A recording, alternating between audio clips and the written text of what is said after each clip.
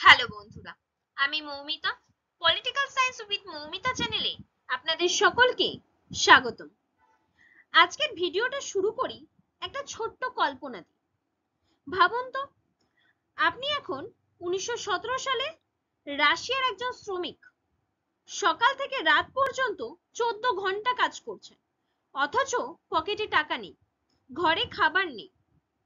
বাজারে গেলে দাম এত বেশি যে কিছু কেনা সম্ভব নয়। তার উপরে চলছে যুদ্ধ, প্রথম বিশ্বযুদ্ধ, যেখানে আপনার পরিবারের কেউ হয়তো সেনায় গিয়ে আর ফিরে আসেনি। এমন পরিস্থিতিতে আপনার মনে কি হবে? রাগ, ক্ষোভ, নাকি পরিবর্তনের তীব্র ইচ্ছা? ঠিক তখনই রাশিয়ার সমাজে সামনে এগিয়ে আসলেন একজন নেতা, নাম ভ্লাদিমির লেনিন। তিনি বললেন, শান্তি চাই, জমি চাই, খাবার চাই। আপনার মনে হলো এই তো আমার কথাই বলছে। সেখান থেকে শুরু হলো এক অভূতপূর্ব বিপ্লব। আচ্ছা, চলুন আরেকবার চোখ বন্ধ করে একটু ভাবুন। আপনি আছেন 1930-এর দশকের চীনের একজন গ্রামীণ কৃষক হিসেবে। সারা জীবন অন্যের জমিতে খেটে যাচ্ছেন, তবু নিজের ঘরে ভাত নেই। ঠিক তখনই আপনার সামনে মাও জেদং নামে একজন নেতা এগিয়ে আসলেন। তিনি আপনাকে বললেন, আপনি আসল শক্তি, আপনি চাইলে বদল আনতে পারেন। গ্রামের কৃষকরাই তখন হয়ে উঠল বিপ্লবের প্রধান চালিকা শক্তি। বন্ধুরা, আজকের আলোচনায় আমরা দেখব লেনিন কিভাবে রাশিয়ায় বিপ্লব ঘটালেন, মাও কিভাবে চীনে কৃষক বিপ্লব ঘটালেন, আর দুজনের ভাবনার তুলনা আজকের যুগে ঠিক কতটা প্রাসঙ্গিক। তাহলে চলুন শুরু করা যাক। আপনারা কি ভেবে দেখেছেন ইতিহাসের সবচেয়ে বড় পরিবর্তনগুলো কিভাবে এসেছে?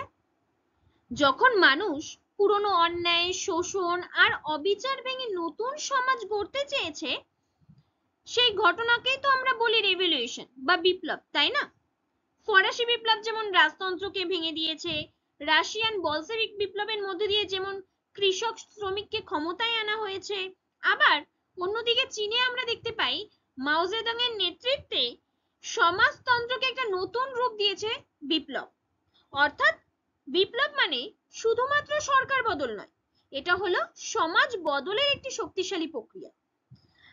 পরবর্তীকালে পরের স্লাইডে আমরা দেখব যে এই বিপ্লবের আলোচনায় মাও এবং লেনিন কেন এতটা ইম্পর্টেন্ট, কেন এতটা গুরুত্বপূর্ণ।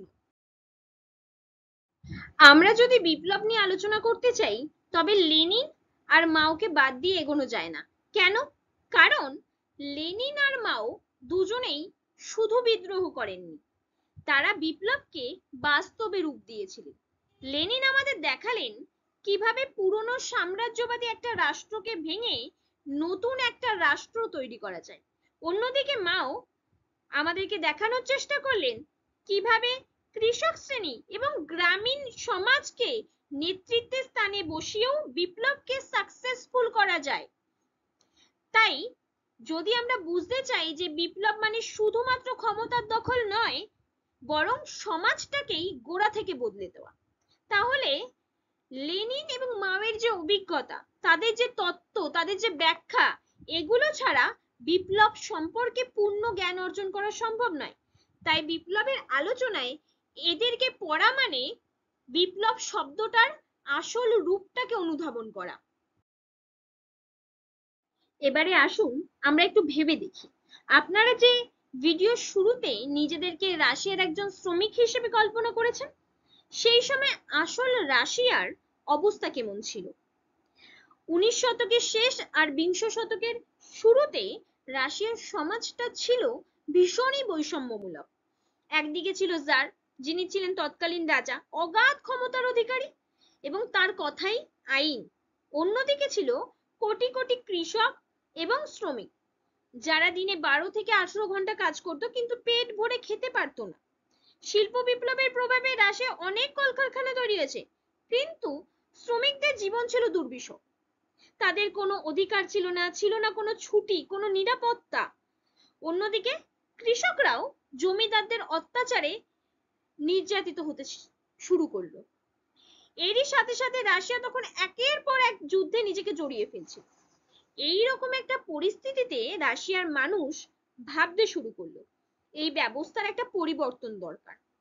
এই অস্থির, বৈষম্যমূলক আর অশান্ত সমাজই আসলে রাশিয়ার যে বিপ্লবের পটভূমি সেটাকে তৈরি করেছিল। এই হলো রাশিয়ান মঞ্চ। এবারে আমরা দেখব যে এই সমাজে লেনিন কিভাবে প্রবেশ করছেন এবং লেনিন ঠিক কি ভূমিকা পালন করছেন। রাশিয়ার বৈষম্যমূলক সমাজ ব্যবস্থার মধ্যে যে অস্থিরতা বিরাজ করছিল সেই সময়, সেই অস্থিরতার মধ্যেই আবির্ভাব ঘটে লেনিনের। লেনিন দেখলেন রাশিয়ার জনগণের মধ্যে যে অসন্তোষ রয়েছে, সেই অসন্তোষকে সংগঠিতভাবে ব্যবহার করতে হবে। তিনি স্লোগান তুললেন, পিস, ল্যান্ড অ্যান্ড ব্রেড, যার অর্থ হলো যুদ্ধ নয়, শান্তি চাই, জমি চাই, খাদ্য চাই। লেনিন শুধু দাবি করেননি, তিনি একটা সংগঠিত রাজনৈতিক দল তৈরি করার কথা বলছেন, যাকে তিনি বলছেন ভ্যানগার্ড পার্টি। এই দলই মানুষকে নেতৃত্ব দেবে, শ্রমিকদের নেতৃত্ব দেবে। কেন? শ্রমিকরা কোনোদিনও একা একা সফল হতে পারবেন না বলে লেনিন মনে করতেন। আমরা দেখতে পাই 1917 সালের অক্টোবর মাসে লেনিনের নেতৃত্বে শ্রমিক শ্রেণী ঝড়ের মতো রাস্তায় নামে, উইন্টার প্যালেস দখল হয় এবং আমরা এই যে বিপ্লব, সেই বিপ্লবকে অক্টোবর রেভলিউশন বা বলশেভিক বিপ্লব নামেও জেনে থাকি। এর মধ্যে দিয়েই প্রথমবারের মতো বিশ্বের মানচিত্রে সমাজতান্ত্রিক রাষ্ট্র প্রতিষ্ঠা পায় এবং জারের একনায়কতান্ত্রিক শাসনের উৎখাত হয়। এবারে আসি চীনের গল্পে। বিংশ শতকের শুরুতে চীন তখন দুর্বল, বিদেশি শক্তির শোষণে জর্জরিত। সেখানকার চাষিরা দরিদ্র, শ্রমিকরা দিনের পর দিন শোষিত হচ্ছে। এমন সময়ে উঠে আসলেন মাও জেদং। মাও বুঝলেন চীনের মূল শক্তি রয়েছে কৃষকদের মধ্যে, তাই তিনি বললেন রেভলিউশন শুরু হবে গ্রাম থেকে। তিনি গড়ে তুললেন রেড আর্মি, লাল সেনা, এবং দীর্ঘ লং মার্চের মধ্য দিয়ে তিনি কৃষকদের একত্রিত করলেন এবং দীর্ঘ সময় ধরে গরিলা ওয়ারফেয়ার চালালেন। ফলস্বরূপ আমরা দেখতে পাই 1949 সালে মাও বিজয়ী হচ্ছেন এবং চীন হয়ে উঠছে পিপলস রিপাবলিক অফ চায়না। মাও দেখালেন যে কিভাবে রেভলিউশনের মধ্য দিয়ে কৃষক শ্রমিকদের হাতে ক্ষমতা আসছে। পাশাপাশি তিনি এটাও দেখালেন যে রেভলিউশন সবসময় শুধুমাত্র শহর কেন্দ্রিক হয় না, গ্রাম থেকেও রেভলিউশন শুরু হতে পারে এবং সেই রেভলিউশন বা বিপ্লব সাকসেসফুলও হতে পারে। বন্ধুরা, এবারে তুলনা করি লেনিন বনাম মাও। দুজনই বিপ্লবী, কিন্তু তাদের কৌশল এবং জনগণ ছিল ভিন্ন। লেনিন প্রধানত শহরের শ্রমিকদের উপর নির্ভর করেছিলেন, অন্যদিকে মাও কি করেছিলেন, গ্রামীণ কৃষকদের যে শক্তি সেটাকে ব্যবহার করেছিলেন। কৌশলগত ক্ষেত্রেও পার্থক্য ছিল দুজনের মধ্যে। লেনিন বিপ্লবের শক্তি হিসেবে বা নেতৃত্ব দেওয়ার জন্য ভ্যানগার্ড পার্টিকে ব্যবহার করেছিলেন, অন্যদিকে মাও বিশ্বাস করতেন গ্রাসরুট গরিলা মুভমেন্টে, অর্থাৎ গ্রামের জনগণকে ধীরে ধীরে সংগঠিত করে শক্তি তৈরি করাতে তিনি বিশ্বাস করতেন। যদি আমরা ফলাফলের দিকে লক্ষ্য করি তাহলেও কিছু পার্থক্য দেখা যায়। কি সেই পার্থক্য? লেনিন রাশিয়ায় তো বলশেভিক বিপ্লব ঘটালেন, অক্টোবর বিপ্লব যাকে আমরা বলছি, শহরের শ্রমিক এবং সৈন্যদের শক্তিকে একত্রিত করে জারতন্ত্রের অবসান ঘটিয়েছিলেন। মাও কি করেছিলেন? মাও চীনে গ্রামীণ জনগণকে সংগঠিত করেছিলেন, সংগঠিত করে কৃষক বিপ্লবের মধ্য দিয়ে একটা সমাজতান্ত্রিক রাষ্ট্র প্রতিষ্ঠা করলেন। তাহলে আমরা তো লেনিন আর মাওয়ের মধ্যে কৌশলের দিক থেকে, ফলাফলের দিক থেকে এবং তাদের যে জনগণের দিক থেকে, তাদের যে বিপ্লবের শক্তির দিক থেকে বেশ কিছু পার্থক্য দেখলাম, কিন্তু তা সত্ত্বেও বেশ কিছু মিলও আছে। কি সেই মিল? লেনিন এবং মাও দুজনেই দেখিয়েছেন যে মানুষের অসন্তোষ এবং সংগঠনই বিপ্লবের মূল শক্তি। এখন প্রশ্ন হলো, আজকের দুনিয়ায় লেনিন আর মাওয়ের প্রাসঙ্গিকতা কি?